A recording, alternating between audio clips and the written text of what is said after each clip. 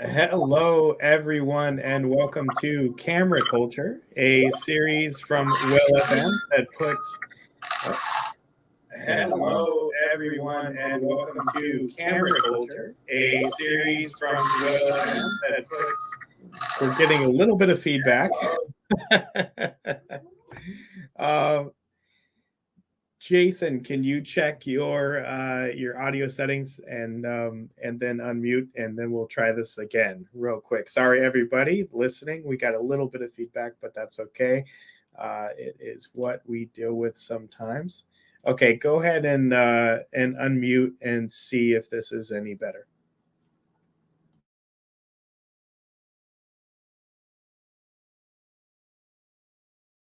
This is any better. How about now?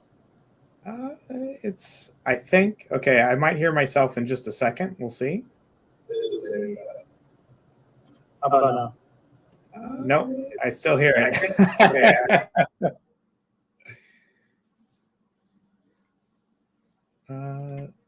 Okay, everybody, just hang on while we work this out. So we're going to work out the audio, but let's get started with the intros here. Hello, everybody. Welcome to Camera Culture, a series from Well FM that puts the diverse creators of the NFT photography movement into focus. I am your host, the Cryptolorian, and we have a very, very special guest today. His name is Jason Matias. Jason is an author and contemporary photographer who lives and works in the greater Seattle area. A New York native, his photographs of nature include locations around the globe. More recently in his career, his creative focus expanded to work with models. No matter the subject, Jason's work focuses on the ideas of isolation and introspection. That is my intro, and we'll see if we have fixed these crazy audio issues.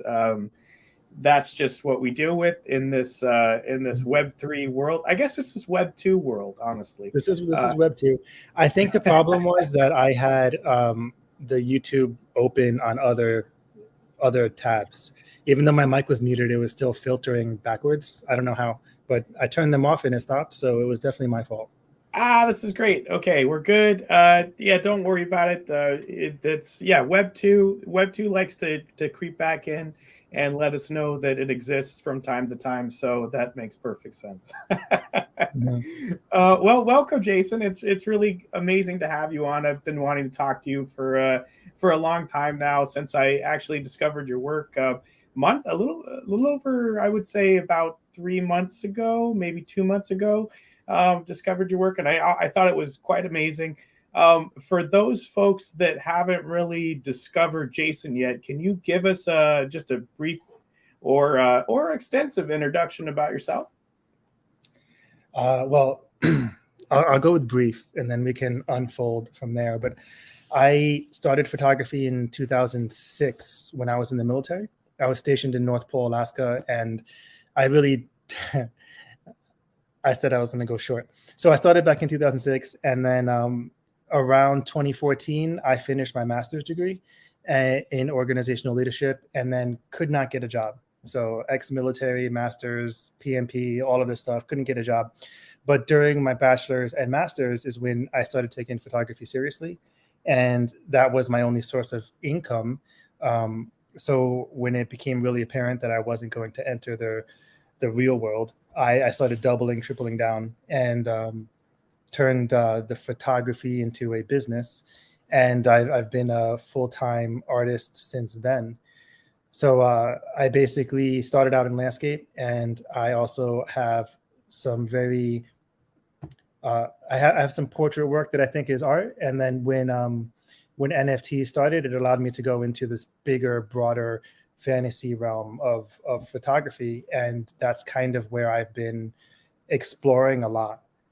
So I have a really wide portfolio of work that I'm trying to translate into the NFT space. Wow. And so that's something that I was very impressed with when I first saw your work. I saw a bunch of videos you put out too, and I love listening to your explanations on certain thing. You have a great way of explaining the space and your work as well. That's what really drew me to your work, is that you do have kind of this extensive library. So we'll get right into it here. When you look at your work, you've been doing this a while. When you look at your work, and do you go through a process of what you decide to bring into the NFT space? Since you do have this library. Yeah, the process isn't solid yet. Like, I'm trying to figure out what people like or what people are looking for. The landscape work. I've been selling landscapes as wall art for almost 10 years now, more than 10 years, and it doesn't seem to translate as well. But that's like what I already have. So it's sort of like an experimentation, and that's kind of why I'm a little bit spread out on different chains, where I am keeping sort of my key work, like the work that's been part of my career since the beginning, on like ETH, and then I'm experimenting on Cardano, and then branching out a little bit on Stacks now, but that was just happenstance. But like the process is how much do I love this piece? Like, how important is this piece to me and in my career? And then where do I put it? And that's sort of been a loose interpretation of how I decide what goes where. Gotcha. And I'm just going to bring up on the screen here some of your work, and we'll put it up to show some of the diversity that you have. And again, I mean, so I like that you're exploring. I like that you're using different blockchains to kind of explore, what goes where. Let me ask you this: when you create something, how important is the commercial side of what you're doing in your creative process? The commercial side, as in the collector side, because I don't do Yeah. any commercial work, but like. So a long time ago, I learned this, and it stuck with me forever. Taking pictures doesn't make money, right? Selling them does. And as someone who's lived off of what I shoot, I have had to incorporate what I feel is wall worthy with how I want to create pictures. And I'm kind of lucky in that the direction that my photography has gone. And this picture is a really great example of this idea of comfortable isolation. Really, my aesthetic really works with walls, right? With people's homes, because it's a balance adding, space expanding work that doesn't confuse the eye or offset the balance of a physical space. And knowing that, I realized early on that the really cool picture, like the super awesome colors and dynamic range and 40 lightning bolts and the wave coming up, like that doesn't, or at least it didn't translate into something that a person would collect for their home. And that, that aligned with what I wanted to shoot anyway, but that also helped me focus on what was important. And so yeah, I do take that into account when when I'm thinking about compositions, and when I'm thinking about what is going to go into my real portfolio, like my jasonmatias.com portfolio, and what's just going to go onto social media. But I still take my camera whenever we travel, and I still make good pictures. Like if I'm there and the scene is cool and the scene is pretty, I'll take the picture and I try to shoot it into a way that fits into this. But if it doesn't, then it just ends up as a social media tool and not a portfolio piece. Does that make sense? It does make sense, definitely, and I find that very interesting. You have this experience in, you just mentioned it, within the kind of the traditional sense of what looks good on a wall at someone's house. Does that fit into when you're thinking about your NFTs? I thought it did. Right. And this is kind of the struggle going forward. I came into NFTs with a very traditional art mindset. And it was really difficult to shake. So I came in thinking, one, like the floor on my physical work is $3,000. That's the cheapest you can get a physical piece from me. So I came in pricing my work there. And then I also came in with pieces like Solitude and pieces from like the TED Talk, and thought they would have more traction. And this was February 2021, where photography didn't have any traction at all. And I was really fighting an uphill battle. But so I came in with this traditional mindset, but then I had to yield to what I saw the market wanted, right? What I saw that people were looking for, and the type of people who were there. You don't. I have a very business approach to something of what I create, or some of how I approach what I'm selling, I suppose. So when I realized that people were really looking for this, right? They were really looking for like more fantasy artwork that in the past I could never produce. I would never give myself the energy or the time to produce something like this because there was never a market for it. And I had to put food on the table, so I didn't spend time here. But then NFTs came along and it was like, oh, wow, people really like this sort of really more creative stuff. And it allowed me to put more time into that. Like this photograph is 20 plus hours of work, like even more, maybe like 30 if you count the traveling and the hiking to do it. And that's not something I could ever have given myself the time to do before NFTs. Wow. Yeah. That is so interesting. That so when you came in, and when did you actually start with NFTs? When did you learn about NFTs? In February. I think my first mint was February 6th or February Of 19th. of 2021? Yeah. Okay. And so when you came in, that makes sense to me. When you came in, you noticed that the market was a bit different than the RL market, I should say. Yeah, the analog market, some people are calling it. Yeah, analog. That's a good word. I like that. So you noticed that the market was a bit different, and the collectors out there wanted something different. So you were able to adjust, and you were do these. And I find this piece absolutely fantastic and stunning. Honestly, it's and that's really cool that you noticed that and that you were able to adjust it. And how long did it take before you had your first sale, and you were able to kind of grow your base? 6 or 7 months, actually. Started in February. My Genesis piece has never sold. That's actually, I've only given them to friends and some collectors of other pieces. But it was 6 or 7 months before I got my first sale. And that was really disheartening. And some of that time, that's my Genesis right there, the Lana. Some of that time I had left the space. I was really disenfranchised, I guess, or disheartened by the reception that I was getting. Like in the early, like February, March, April of 2021, I had collectors on the NFT space telling me that my real life career, 10 years, TEDx, Nat Geo, entrepreneur, like none of that mattered. They were like, we don't care what you did outside of NFTs. And in fact, we don't want you. Like we want the new artist and the digital stuff and whatever. So I left for a time. So part of that 6 months I was gone. And so it was a while. It was a while before my first, and I actually didn't begin gaining traction until I moved to Cardano, was one.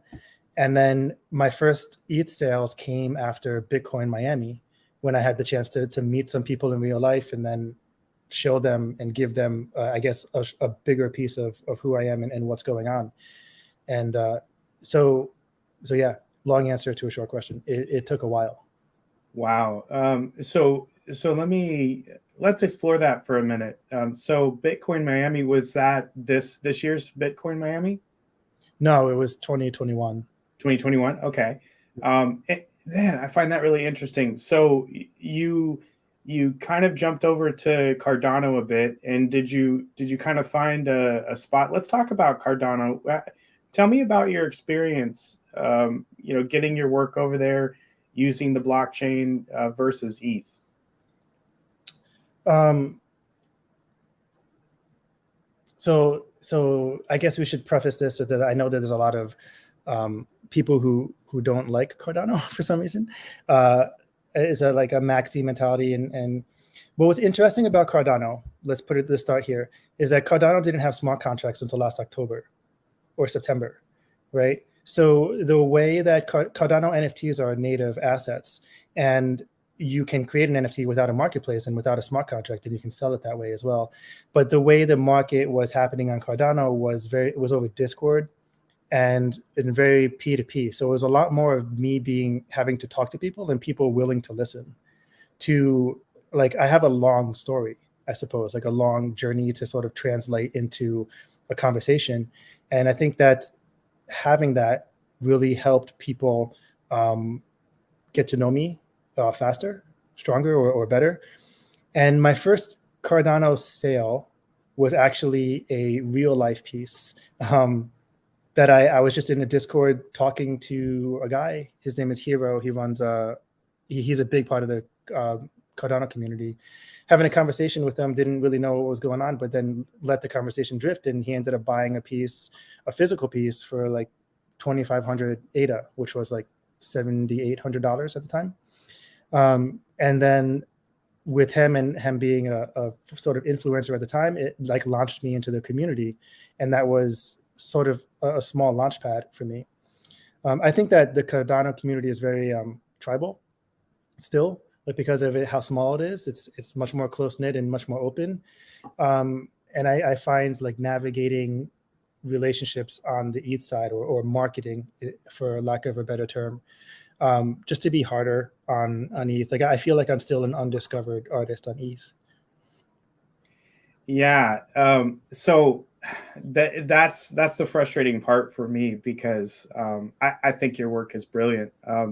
And it's ETH is, when you started ETH, it was a rough time, because 2021 being probably, in my opinion, and I mean, I may get some flack for this, but in my opinion, 2021 was like the worst year of my experience in blockchain, which is so sad, because before 2021, it was quite different. And I feel like if you had started maybe a couple years before that, then you would have had a much easier time getting discovered, because your work is really, really good. And it makes me kind of sad a little bit, because of what 2021 had offered everybody, which wasn't anything great, in my sad opinion. But I do think it's really cool that you branched out into Cardano, and it does, when you branch out, and you got to imagine that ETH was like Cardano is today, back a few years ago, when it came to NFTs and everything. And that's why it makes me a bit sad. But yeah, I do see that those who had joined in 2021 definitely has had a harder time getting out there, because it does, it's much harder, because there's much more. I guess the focus was different. I won't say the competition is crazy. I will agree with that, but I think the focus is a bit different, or was a bit different. And I think we're coming back to reality now. I don't know if you feel that. I don't know if what is. I feel like what's cool about what's happening right now is reality is shifting. It's changing. So I think reality has started including photography in the past 6 months. And that's really awesome. Can I just I just want to showcase this work on Maker's Place that you had, because I was watching you mint these, and I think they're absolutely fantastic. Sorry about that. Brave is upset at me that I don't have a wallet here, but this work that you did, that you put on Makers, is just so good. And maybe you could spend a few minutes just talking about on how you came up with this collection here. Yeah, I would love to. So this aesthetic that I have that I call comfortable isolation is sort of, I don't know, a catchy way of me saying that I am looking to single out subjects and to create a feeling of being alone while also not being uncomfortable.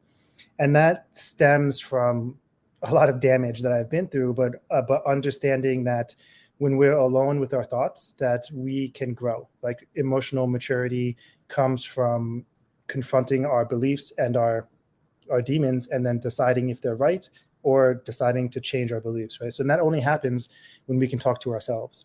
So all of my, I guess, best work or most on-brand work involves me trying to isolate or looking for compositions where I can isolate the subject in some way. So in a city, that's kind of hard, right? That's kind of difficult. And looking for that it takes time. So this Maker's Place collection, City of Dreams, is actually 7 years of photos, and all I have are these like 5 or 6 pieces that really fit into this idea. This photograph that's up right now is taken on medium format, so it's kind of a shame that we can't see all the detail that's in it. It was a bucket list shot for many years. I just hadn't been back to New York, and I wanted to pull out, create a singular subject that people can focus on while also expressing a larger city. So to do that, I shot it from the top of the rock. I used a pixel shift image. So the original of this was actually like 400 megabyte raw file. And in the print, you can zoom in and see people in the windows. So I am super happy with the way this turned out in my new camera system. But I took this photograph and then I used a sky from another place to bring the light that was on the tower and match it to the light that could be in the background. And then like the other photos, one of the best examples of this isolation idea is the piece called Iron, the black and white. That one. Brave is kind of insistent. Yeah, it's really trying to get me to go ahead. I'm sorry. Yeah, so creating this was basically having to do a really low vantage, so I could look up at the Flatiron building without seeing any of the buildings that go along on the side in 2 directions the way it does, and taking it and just making it so that this thing stood alone basically, and then replacing the sky with the longer exposure that I took earlier so that it would give you that feeling of time in the image. And then they all, like, if you hold all of these photos up side by side, like each one of them has a center weighted image, and that's all I'm looking for every time. One of the best photos in this collection is the one of Freedom Tower inside of the Manhattan Bridge. And so I joined the military. I was always going to join the military, but after 2001, it became like I was really going to join. There was no choice about it for me. But I hadn't been back to New York. I'm from New York, and I hadn't been back since joining. And they built Freedom Tower while I was away. So coming back and seeing the tower was really high on my list. And I had spent a really long time over the course of several weeks looking for a vantage that I could do and take a photograph of Freedom Tower that no one's shot before. And I found this place. I heard a story about a building in Brooklyn, and then I pulled up Google Maps or Google Earth, and I was drawing lines from the tower through other things all around and searching, and I found that you could shoot the tower through here. And then when I tried to take this photo, when I called the building to get on, no one would call me back. And when I wrote emails, no one would email me back like, hey, how can I get onto your roof? So what I did was what you see in movies. I sat outside the door and waited for someone to leave, and then I like slipped in while the door was open, and I made my way up to the roof, and I used a butter knife to get onto the roof, and then I kind of just ducked around the outside waiting for or looking for like this composition, and it was there, but it required like tons of micro corrections to make sure that the Freedom Tower was right in the center of perfectly in the center, and then just got lucky on the sky, and I'm super proud of this shot. And then Wow. Go ahead. I'll just keep going on. So then the most composite photo, the widest step that I took from reality, I suppose, is the piece called One at the bottom right, which is also a photo that I took in 2014 and didn't finish until 2020, because I had this cityscape, but I didn't have a way to make that cityscape fit into this feeling that I'm trying to create. And maybe my black and white editing skills weren't really good enough at the time to really be able to craft light so that everything flowed toward the tower. But then I took a photo of that cloud here in Seattle. I used to teach at Bellevue College. I used to teach photography at Bellevue College, and I got that photo during one of the sort of workshops I was doing with the students. And then one day the two just were side by side while I was browsing my library, and I was like, oh wait, I think there's something here, and I was able to bring these two together. Wow. So you said something here, and I all I'm going to say is I think this collection is fantastic. I'm going to keep saying that, of course. But I mean, it's surprising, it's just the level of detail, and I did read all about how you put the dreams together. It was and like you said, the raw file, and being able to zoom in. I did read all about that, and I thought that was fascinating. But you mentioned something about being a teacher, so I know that you've done. Your bio says that you've been an author. You're a photographer. You're an artist. You're a teacher, but you're doing a lot of things. Maybe you could kind of expand on that for a bit as I pull up one of my other favorite collections from you. Teaching. So I think that I caught the bug for teaching when I was in the military. I was brought out. So I was a subject matter expert in building bombs and missiles.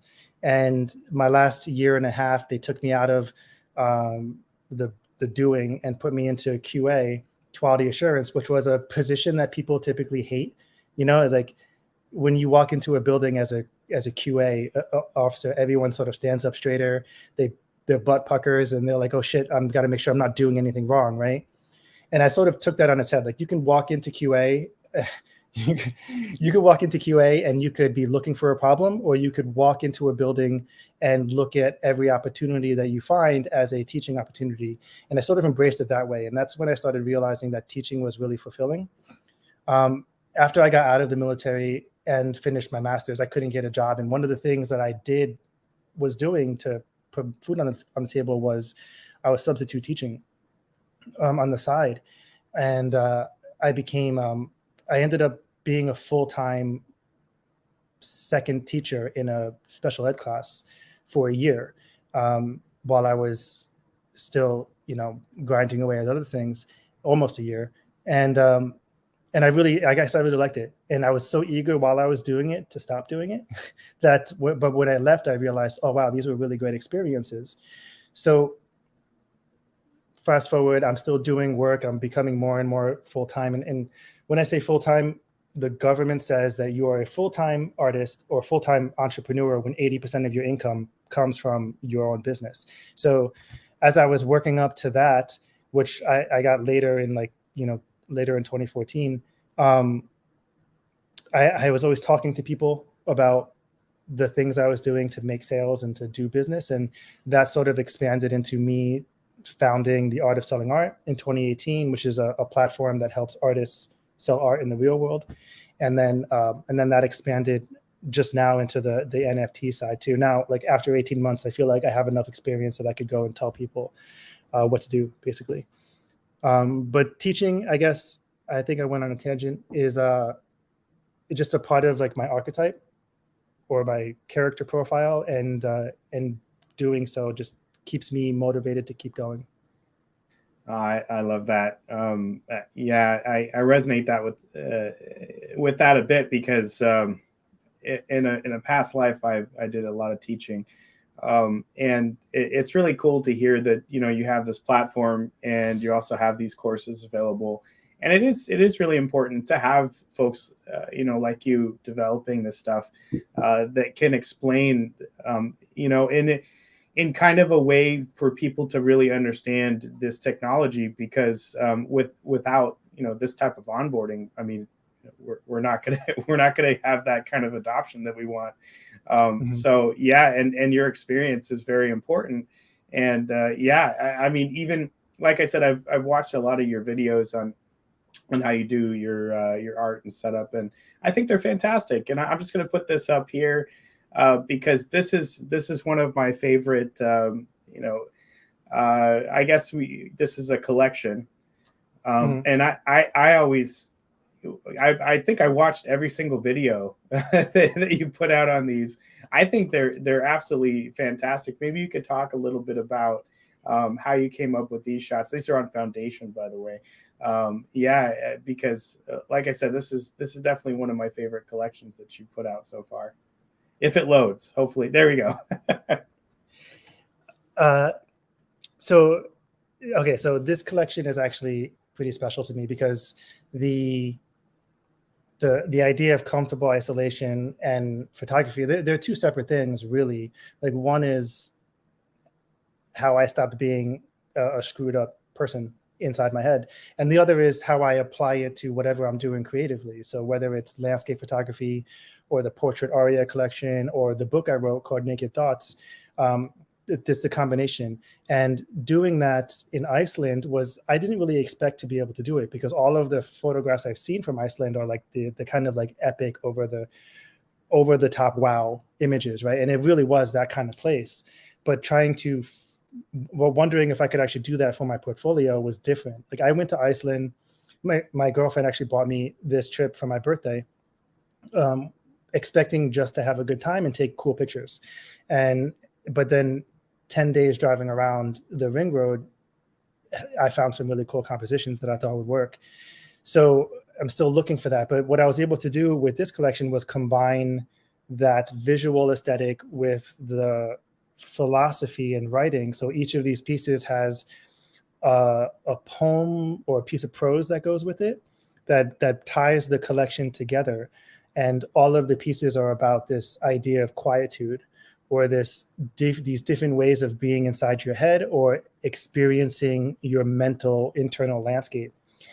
And so each piece has this name. Like, this one is a quiet place to ruminate, and the other pieces are a quiet suggestion of the world in motion, a quiet contemplation of the world at large, a cloak of quiet anticipation. And those are the 4 pieces that went into the collection first. And then the 5th piece I added is called Moment. And it's the same thing. I'm just took a step away from calling everything quiet and whatnot.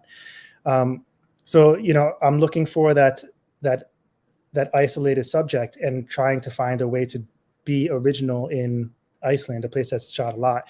And this piece that you just clicked on is, maybe I would put it in my top 5 photographs of what does it really look like that I'm looking for.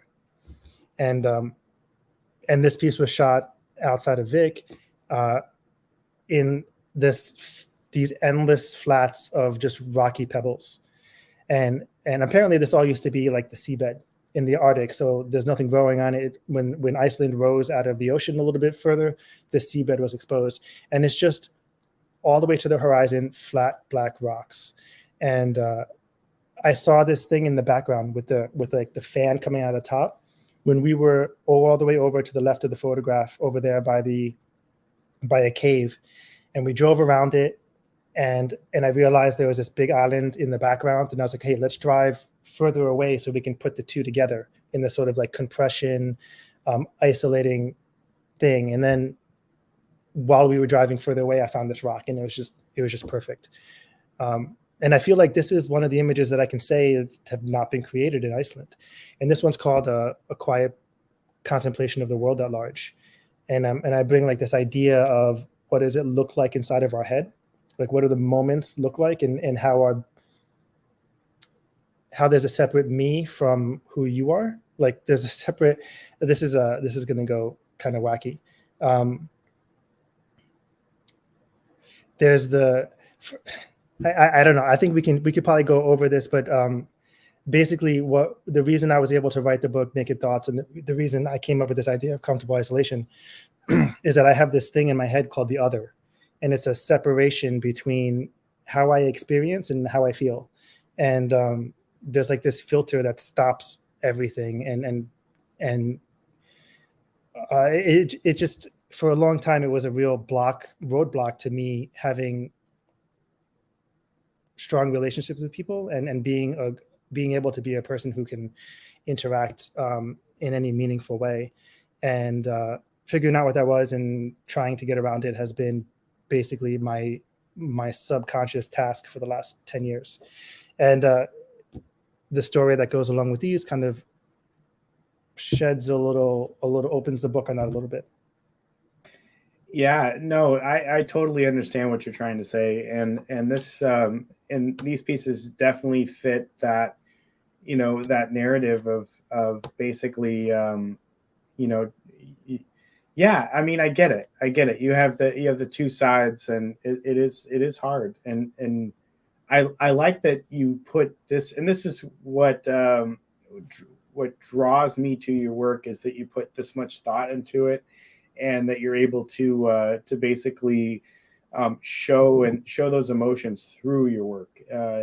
That's what I'm getting. Thanks. Thank you.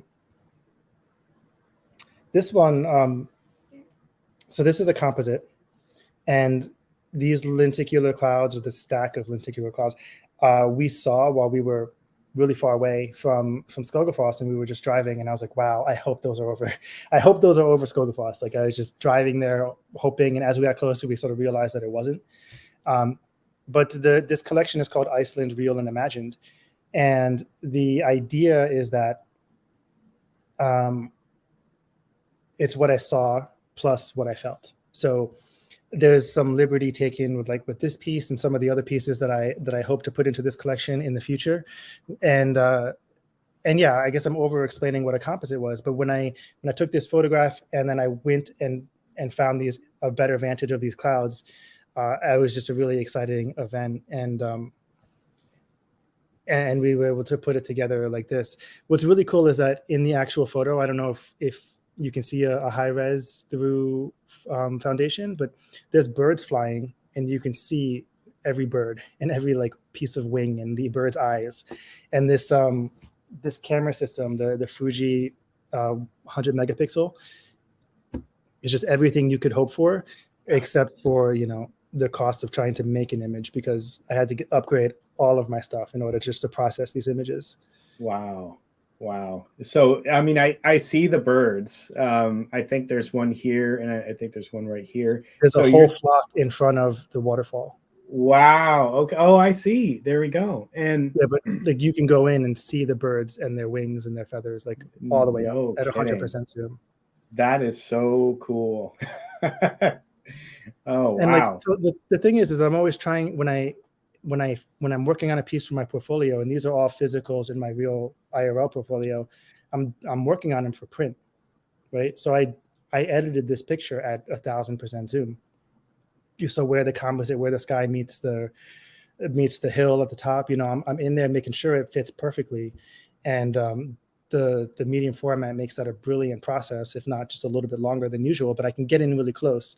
And the intent is always to see it like this piece behind me, big and in real life. So every detail in the work that you'll find in my portfolio is perfect.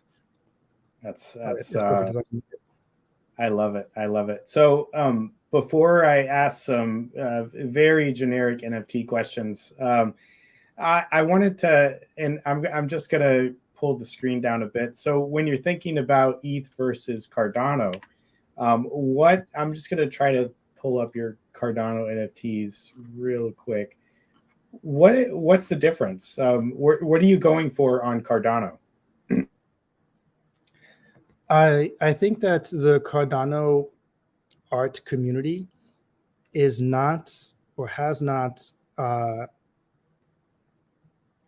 broken from the PFP project thing. Like there's PFP projects that they sell for 50 ADA, which right now is like $25, and then they run up to the millions, right, in total volume.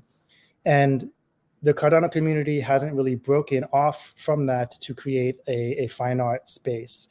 And I started out when bringing my physical work, my landscapes to the Cardano community, and found that they weren't being received much better than they were on ETH at the time.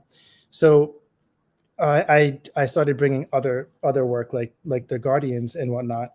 And it's just what I'm going for on the Cardano side is I want to bring fine art to Cardano. Right? Like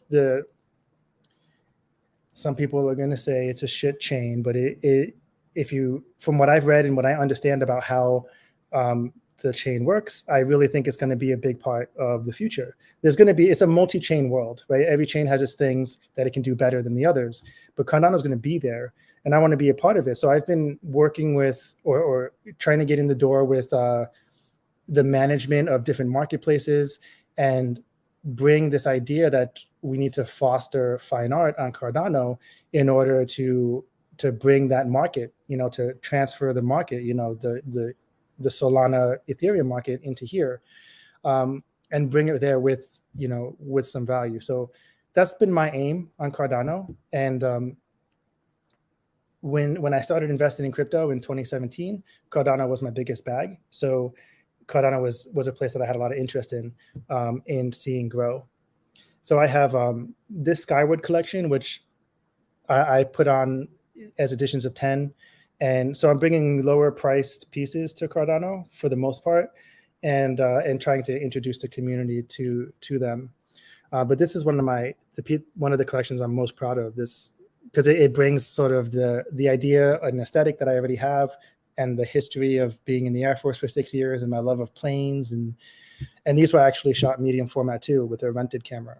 But yeah, I love those. And then, so I'm just sort of splitting things. Like I feel like on different chains, you market your work differently. Like ETH, one of ones, lower editions, Tezos, higher editions, lower prices, right? But I'm not really willing to go that low. So Cardano is sort of like the in-between. And I think I'm talking too much. No, you're not. The interesting thing for anybody watching is you're able to go to these different chains and try them out. And I don't think Cardano's bad. I think Cardano is is a great place to try to explore and grow a community. And I think that's really cool that you're actually jumping on and trying to get involved, because that's what makes things special. These collections you're putting out are absolutely fantastic. And I think that, you bringing that over to Cardano, that's almost like, how the Tezos community has grown over time. I mean, Tezos obviously didn't start as a chain for NFTs, and then it has grown over the past couple of years or even the past year, really, as kind of this artist, community where the clean NFTs, and Cardano is similar. And like you said, the smart contracts for Cardano had just started. So you going there and you developing this is fantastic. And honestly, it could be very inspiring to most people watching, because I do think that you can't be, or you shouldn't be. I mean, you can. I don't want to push that on anybody, but you can be a maxi, if you will. But I think that could be very limiting, and I like that you're exploring. Mm. Yeah, there's two sides of the coin. Like I have a lot of work on blockchain already, right? And some people will say that you have to limit the amount of work you have for exclusivity and scarcity and blah, blah, blah. But if we're looking at blockchain in the long run, I don't see why it should be any different than my IRL portfolio. My IRL portfolio has about 120 pieces created over the last 10 years in it. I don't just put out one piece at a time and wait for it to sell out. I would be broke and wouldn't be an artist if I did it that way. I have a portfolio for people to discover and find something they love. Like Blue is a Mood. I know you don't want to show it because it's very nude. Is like it's now 70% sold out. It's a 150 piece collection. And like Shy Shy only has a few pieces left in it, but I wouldn't be able to catch the attention of multiple of different types of art lovers. Like, because not everyone loves this abstract, colorful thing, and not everyone loves planes. So if you want to be present and available, and you have a wide variety of work, then I don't see any reason why you shouldn't put it on and let people discover it. But yeah, I absolutely agree with that. And so when you're thinking about this, I mean, you definitely sound like you're always thinking about the work that you have out and what to put out, and how are you deciding how much, which chain, is there a process that you go through? I think this is not cut and dry, but generally I put my signature stuff onto Ethereum, and then sort of the more experimental stuff on other chains. And that's sort of there's a big gray line, because that photo above of the Strata Fortress is definitely like one of my best IRL photographs seen large. And those angels that I put out above, the Guardian collection, like those are 12,000 pixel downloadable with rights to use. And this concept started in 2012. And like I said, I never thought I could produce work like this. So this went onto the back shelf for a long time, but now that there's blockchain, it's here, and I am able to produce this kind of work. So there is some like really, what I think is really important work for me, or good work on all the chains. But I feel like for Ethereum, I'm putting some of the stuff that actually comes from my IRL portfolio, my website, and then more of the experimental stuff is here, or here on Cardano. I love it. And what, selfish question, what do you have more fun with? Well, like I said, I'm really, you mean, what do I have more fun creating or creating? Yeah. Oh, shoot. So I know that I have a good piece, or I have a piece that I want to put in my portfolio, because at some point I get excited about it. Like I'll be drudging along and then I'll be like, oh, wow, right? It'll hit me and I'll get excited about it. So when I was shooting that piece in Iceland with the three rocks going out, I was giddy, right, while I was taking the picture. I was like, this is it. This mirrors me, right? But when I'm doing work like this, I'm taking an idea I had in 2012 that blew up into a minor character in one of the books I'm writing, and now I'm actually freaking making it, and that was really dope too. And I was like, I can put all this stuff together, and there's people who can see it and appreciate it and like it. So I had a lot of fun doing these. Each one of these is like a 15, 20 hour, like 10 to 15 hour like edit, because of how detailed it is and how big the images are. Like when you go in, if you can zoom in on this, I know you can't, but if you see like the full image, or if you like were to collect it, you get the full res, and like each one of these angels is connected to nature or something ephemeral. So this is the sunrise angel, and like there's this light coming on her, and there's sunrise through this gate, and like you can see in the full res image, like there's like light bursting off of her, right? And that's what she does. Like the other one's like the twilight angel, and all the way in her eye, like in the full res you can see it, there's a galaxy in her eye and a star is tattooed down her arm. So like I was able to put in all of these really specific ideas and really specific details. So that was really fun for me also. And I really like this whole winged creature idea, and I'm going to continue with it. I actually have a piece for the Iceland portfolio that has one of these angels sitting on a rock in Iceland. That's why it's been in my head for a while. It's done, but it's like Iceland, real and imagined. So this is what I saw, and this is what I felt and imagined. So I guess, yeah, this is fun too. It's harder for me to find that comfortable isolation scene, but this is something I can create at home. So there's a bit of both. Wow, I love that.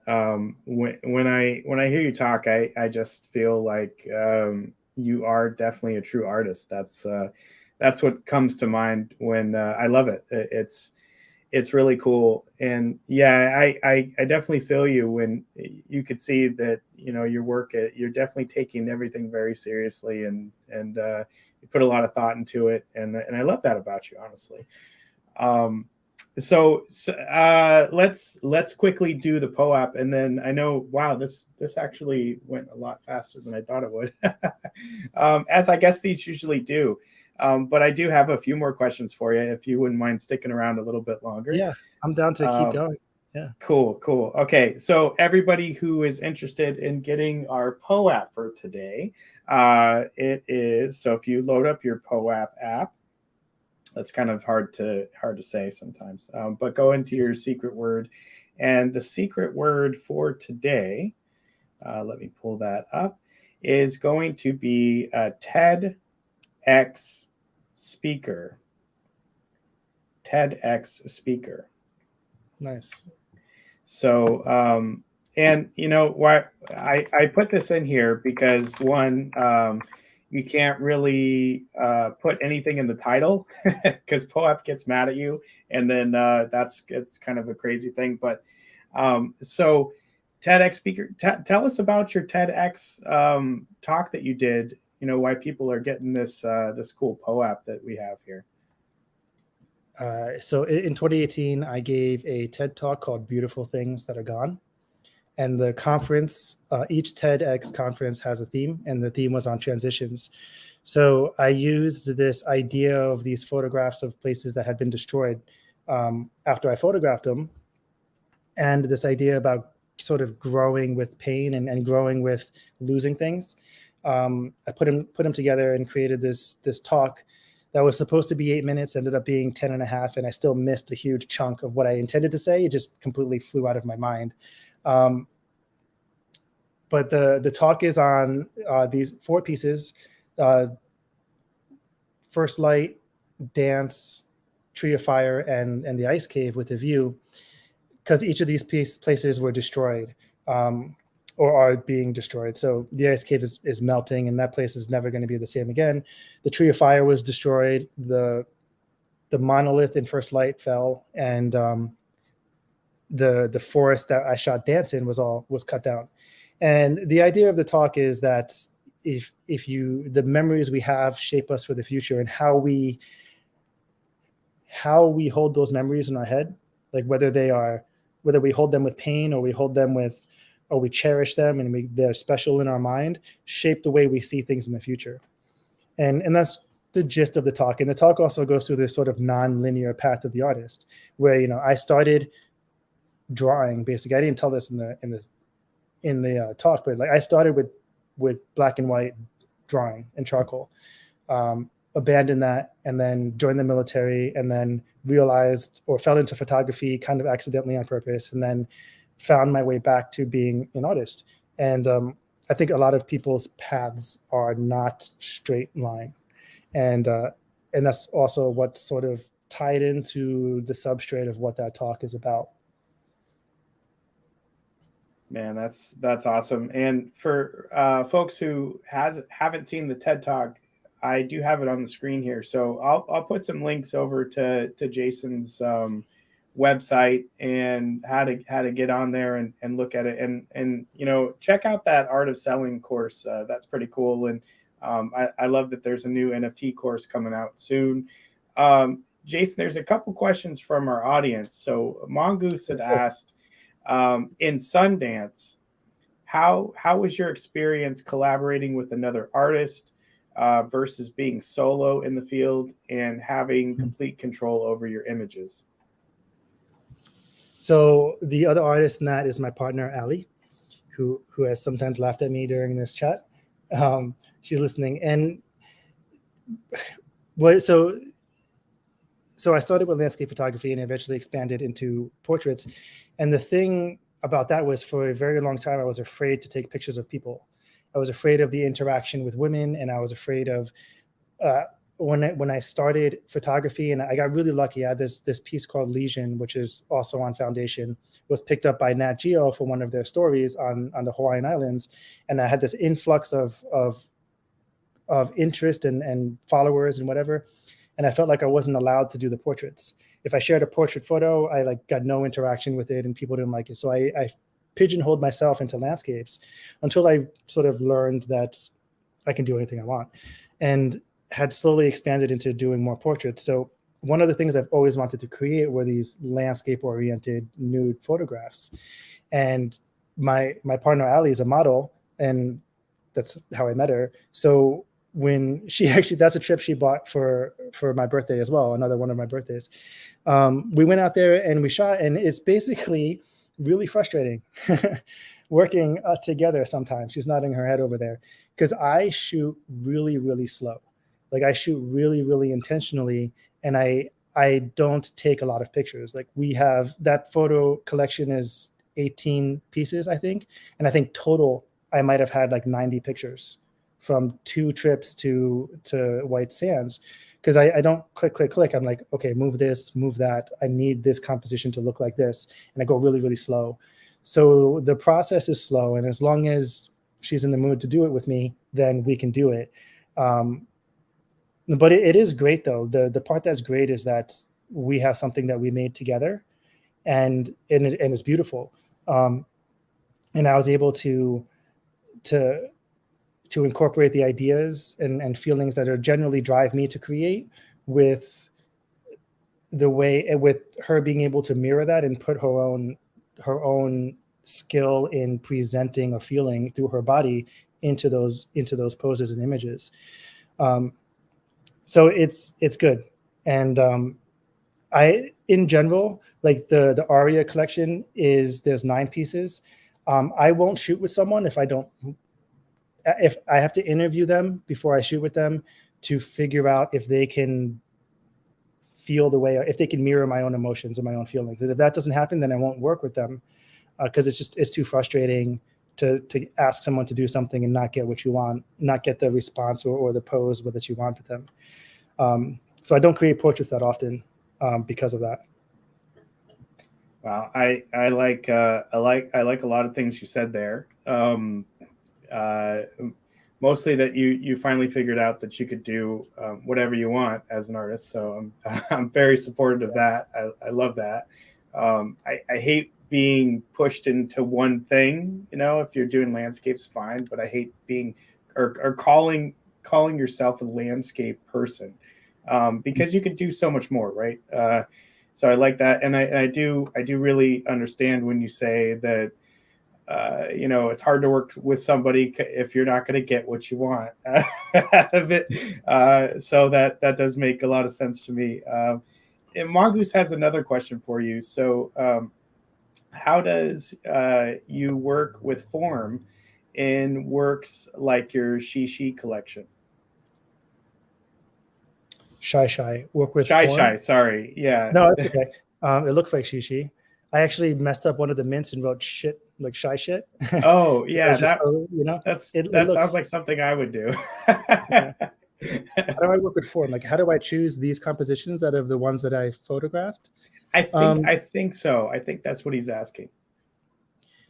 So these are intentional camera motions. So long exposure, moving the camera so that I can get like these striations. And I guess what I'm looking for is a way for the eye to travel, and a way for the mind to be able to interpret the art in pieces. Because that's how it works. Like the eye and the brain works like this. It goes from it goes from color or it goes from I'm missing the words, but it goes from light dynamic. So brightest part of the image is the first thing people see. And then it goes to contrast, and then it goes to color contrast, and then it goes to something else. I forgot. But what I'm looking for is how can I make the eye interpret the image in a way that someone can stay with it for longer than passing it over, which is why I don't do those like really like out of this like super awesome stuff, with stuff happening everywhere, because the person interpreting, the person experiencing the work can't see it for the pieces that it is, usually, especially in physical work. So for these, if you look at them all side by side, I'm looking at layers where I have 2 where the layers are the middle is wide, and I have 2 where the middle is filled and the outsides are wide, and that's how I picked these ones.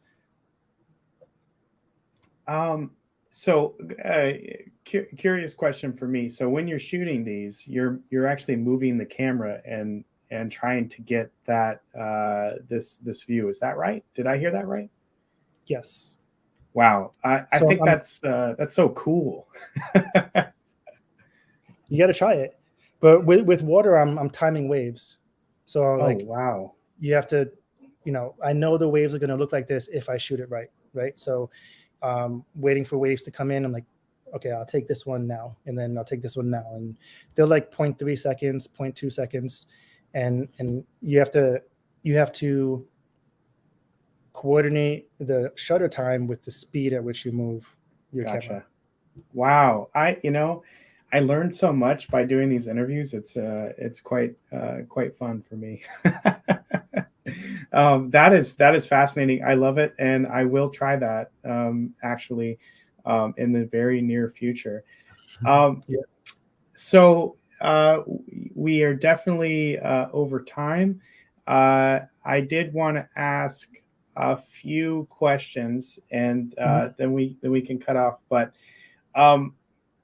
what do you think? Let's see. So what kind of tips? So you've been in the space for a while now. You've experienced a couple different blockchains. And for those people that are thinking about getting into, and I know you have a course, so that's amazing, that are thinking about becoming an NFT artist or photographer, what advice would you give them today, now that you kind of have experienced things and you know the space a lot better when you first started?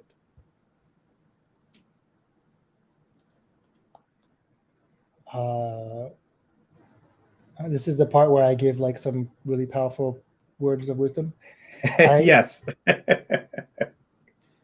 So there's a lot of things that aren't any different about selling NFTs than selling art in real life. And it doesn't matter which chain you're on,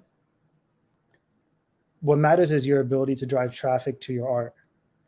So, you decide where you want to go. Okay, it doesn't matter. Like, research the blockchain. If you can identify with this mission, or if you just like the presence of the people that are on there, great. But you have to direct traffic to your art somehow, and that's how you earn a living.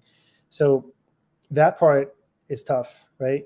And I think that the one thing that's helped me in my art career overall is this idea of like, how can I help? So how can I help you? Like, if you were to say, hey, I started a podcast, right? And you were like announcing the podcast. I was like, oh, well, how can I help you create content for your podcast, right? And then introduce you. Or if someone says like, someone starting a platform, well, how can I help, right? And that's gotten me into so many doors. For instance, the way I used to sell my art before 2020, before the pandemic, was that I would do networking events. So I would organize a networking event with someone whose audience was my target audience. And this whole idea started because someone was like, I need to bring my people together so I can get more sales from them, right? And this was like some industry professional, like a furniture or something, right? It's like, okay, well, let's create a networking event. You can bring your people, they can talk to each other because they're generally the same type of person. And I'll bring art so that they have something else to look at and create conversations with. And those were like my own private art shows. And that whole idea started because I was trying to help. I was going to use my art to help someone else do something. And so that's it. So how can you help people? And the other one is fall in love with the work. Because I hear this and I see this a lot. And I mean, I have a few hundred artists in the Art of Selling Art and thousands who are like floating around it on my mailing list and in my Facebook groups or whatever. And I always hear, I don't have any inspiration, right, to work or do this. But what they're really saying is I don't have motivation, okay? Because they have an idea and they can see the finished product, but everything in between is the hard stuff. And in general, people don't like doing the hard stuff, and it's dissuading, and that's what keeps people from accomplishing the things. But if you can find a way to fall in love with the in-between, with a big chunk in the middle between vision and reality, then you can get to I mean, you can accomplish anything, but you have to find a way to fall in love with the work. Yeah, that is fantastic advice. I think a lot of people that jump in this space, they forget that, you know, what I see. So what I see is a lot of people jump in, they mint their first piece, you know, it's not getting any traction, and then they say, well, NFTs are dead or whatever, and I'm not going to make it here, and then they roll out. And even the community is saying how good the advice is. You definitely have to become a part of something, and I think that helping people is one way to do it, and I love it, and that is sage advice. So you nailed it. Fantastic. And so my last question for you, Jason, is what are your forecasts? So being in the space, seeing that we went through that bull market, knowing that we're in a bear market. I see your Twitter post with your with your funny picture on there. What are your forecasts for the NFT photography space? Because it has kind of gone through this change for the better, I think. How do you see it in in 2 years? I think NFTs are going to disappear. Now, before you say this, what I think is really going to happen, and I just said that to catch people's attention, what I think is going to happen is the idea of NFTs is going to become seamless with the way we already participate in commerce. So what has to happen is that people need to be able to be in Web3 without knowing that they are in Web3, so that the process has to be so similar. And the reason adoption has become so difficult for the main market is because there's a learning curve. Right? There's a huge learning curve between operating in Web3 with wallets and with trustless systems and permissionless systems that people, they're generally not going to learn. They're not going to take the effort to learn this new thing. And I've seen evidence of that because me trying to get IRL collectors into the NFT space has been really, really difficult, and they're adverse to it. So the future has to look like someone goes in, buys an NFT, not knowing it's an NFT, but understanding that the history of it, the provenance of the art, the connection to the artist, and the future of their ownership of the art are all ingrained, but without them having to set up a whole new process of working on the internet. And then when that happens, they won't be buying NFTs. They'll be buying a Jason Matias, and they'll get a digital, or they'll get a digital and a physical, and that'll be it. And once that happens, then we'll have mass integration to the real world. And when those two come together, I think that's when, that's how the future is going to look.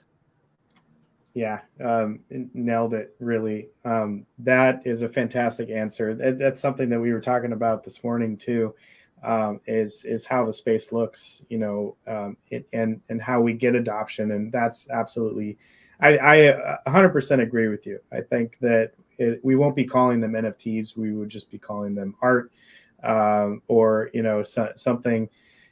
But yeah, I do think that is the future, and I love it. I think that's exactly where we should head. We should head to a place where people don't really have to call it something special. It's just art, and yeah, and I would love to see the physical and the digital, come together in this beautiful marriage, I guess, and then you're able to collect both. So, wow, fantastic answers, fantastic interview, Jason. It was such a pleasure to have you on here. Thanks for having me. I feel honored. Oh man, the honor's all mine.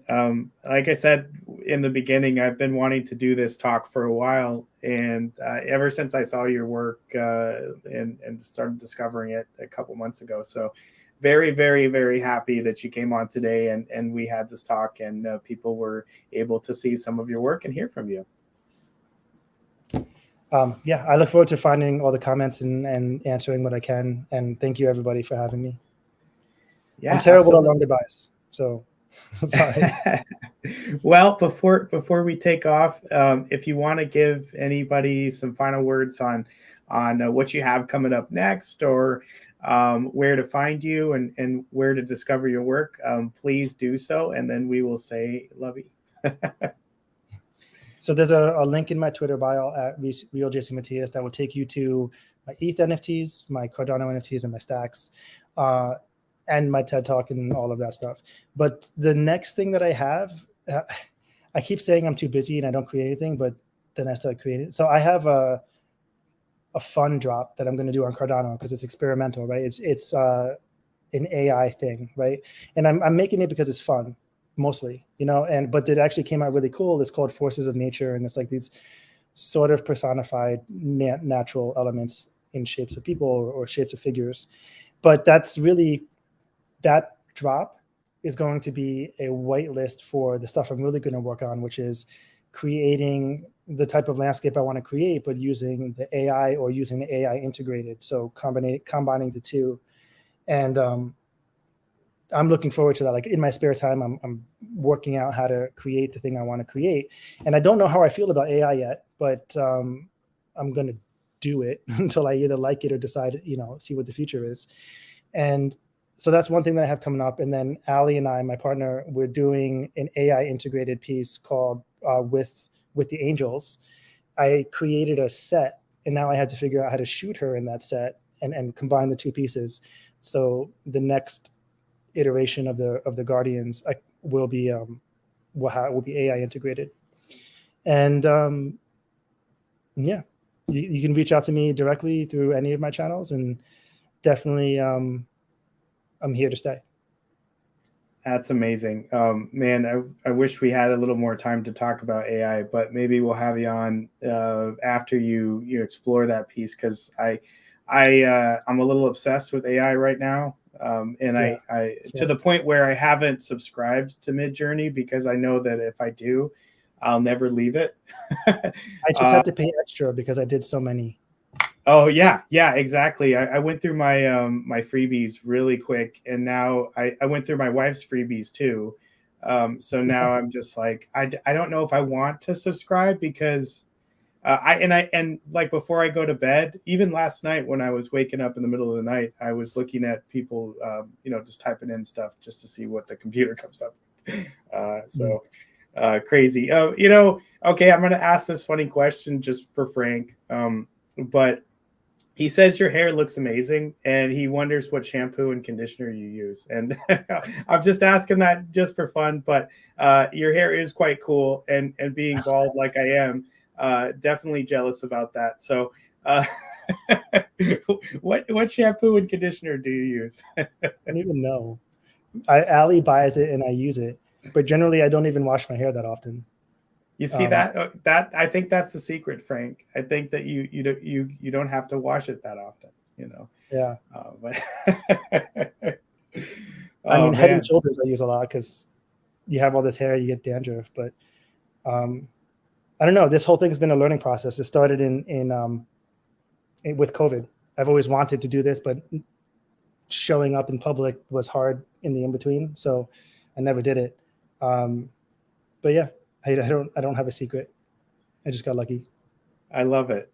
So Frank, you just have to get lucky, and try some things, and I don't know if it's going to be as good as Jason's hair, but maybe you could maybe you can curate that a bit, Frank. So. But yeah, again, Jason, thanks for coming. Folks, please go follow Jason's work and check it out. And Jason, like I said, maybe we'll have you on when you do your AI piece, and then we could have a big talk about AI and whatnot. I think that would be kind of fun. Maybe we'll do a panel or something that could. Yeah, I think a panel would be awesome. Yeah, because boy, I want to explore that route too. But not so much the AI like by itself, but like taking the AI and doing something with it. I think that's kind of cool. The banner image on my Twitter is now an AI piece. Oh, that's awesome! I'm gonna look at that right now. All right, but before let me put that up on the screen. I think that's really cool. Okay, but before I jump into this, yeah. So thanks everybody for tuning in, and we'll save this content for another day. I love it. But yeah, we'll do a panel or something. That'll be fun. All right. All right. Bye everybody, and thanks for coming. And we'll see you next time.